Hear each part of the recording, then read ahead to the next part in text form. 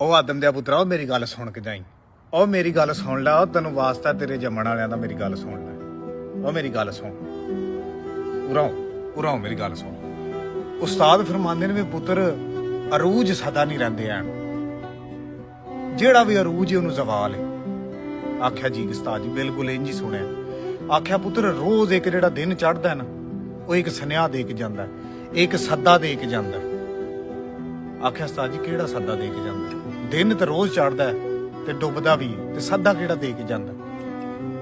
ਆਖਿਆ ਪੁੱਤਰ ਜਿਸ ਟਾਈਮ ਵੱਡੀ ਸਰਗੀ ਦਾ ਵੇਲਾ ਹੁੰਦਾ ਨਾ, ਤੇ ਕਿਸ ਵੇਲੇ ਚੜ੍ਹਦੇ ਵਾਲੀ ਸਾਈਡ ਤੇ ਨਾ ਮੂੰਹ ਕਰਕੇ ਬਵੀਂ ਤੇ ਪਤਾ ਕਰੀ ਵੀ ਉੱਥੋਂ ਸੂਰਜ ਚੜ੍ਹਨੇ ਦਾ ਕੋਈ ਨਿਸ਼ਾਨ ਹੁੰਦਾ? ਪੁੱਤਰ ਨਹੀਂ ਹੁੰਦਾ ਉੱਥੇ ਨਿਸ਼ਾਨ।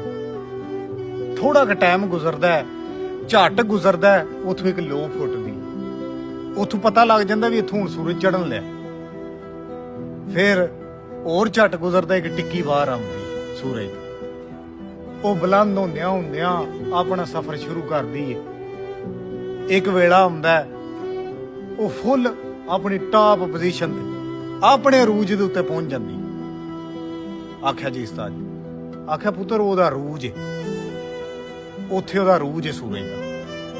ਫਿਰ ਉਹਨੂੰ ਜ਼ਵਾਲ ਲੱਗਦਾ, ਫਿਰ ਉਹਦਾ ਜ਼ਵਾਲ ਸ਼ੁਰੂ ਹੋ ਜਾਂਦਾ। ਡਿੱਗਦਿਆਂ ਪੁੱਤਰ ਵਿੱਚ ਹੀ ਸ਼ਾਮਾਂ ਦੀਆਂ ਬਾਂਗਾਂ ਹੋ ਜਾਂਦੀਆਂ, ਤੇ ਸ਼ਾਮਾਂ ਦੀਆਂ ਬਾਂਗਾਂ ਨਿਸ਼ਾਨਦੇਹੀ ਕਰਦੀਆਂ ਨੇ ਕਿ ਸੂਰਜ ਡੁੱਬ ਗਿਆ, ਸੂਰਜ ਡੁੱਬ ਗਿਆ। ਫਿਰ ਸ਼ਾਮਾਂ ਦੀਆਂ ਬਾਂਗਾਂ ਹੁੰਦੀਆਂ। ਆਖਿਆ ਜੀ ਉਸਤਾਦ ਜੀ, ਆਖਿਆ ਉਸਤਾਦ ਜੀ ਇੱਥੇ ਸੁਨੇਹਾ ਕੀ ਦੇ ਕੇ ਗਿਆ? ਪੁੱਤਰ ਸੁਨੇਹਾ ਇਹ ਦੇ ਕੇ ਗਿਆ ਵੀ ਮੈਂ ਸ਼ੁਰੂ ਕੀਤਾ ਆਪਣਾ ਸਫ਼ਰ, ਫਿਰ ਮੇਰੇ ਤੇ ਰੂਜ ਆਇਆ, ਫਿਰ ਮੈਂ ਡੁੱਬ ਗਿਆ। ਇਹ ਹਿਸਾਬ ਬੰਦੇ ਦਾ।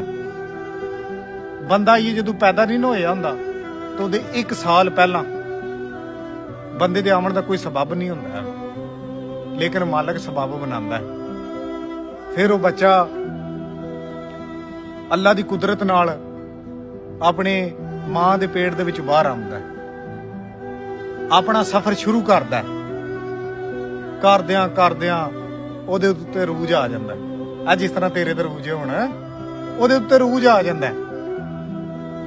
ਫਿਰ ਉਹ ਇਹ ਸਮਝਦਾ ਕਿ ਮੇਰੇ ਤੇ ਸਦਾ ਰੂਜ ਰਹਿਣਾ, ਮੇਰੇ ਤੇ ਸਦਾ ਇਹ ਟਾਈਮ ਰਹਿਣਾ, ਲੇਕਿਨ ਨਹੀਂ। ਆਰ ਰੂਜ ਨੂੰ ਜ਼ਵਾਲ ਹੈ। ਹੌਲੀ ਹੌਲੀ ਉਹਦਾ ਰੂਜ ਲਹਿੰਦਾ ਜਾਂਦਾ, ਉਹਦਾ ਸੂਰਜ ਡੁੱਬਦਾ ਜਾਂਦਾ, ਫਿਰ ਬਾਂਗਾਂ ਹੋ ਜਾਂਦੀਆਂ, ਫਿਰ ਐਲਾਨ ਹੋ ਜਾਂਦਾ ਅਗਾ ਆਪਣੀ ਮੌਤ ਸੇ ਕੋਈ ਬਸ਼ਰ ਨਹੀਂ, ਸਮਾਨ 100 ਬਰਸ का पल भर की खबर नहीं। ਇੰਝ ਹੀ ਫਿਰ ਝੱਟ ਕੇ ਜਿਸ ਟਾਈਮ ਗੁਜ਼ਰਦਾ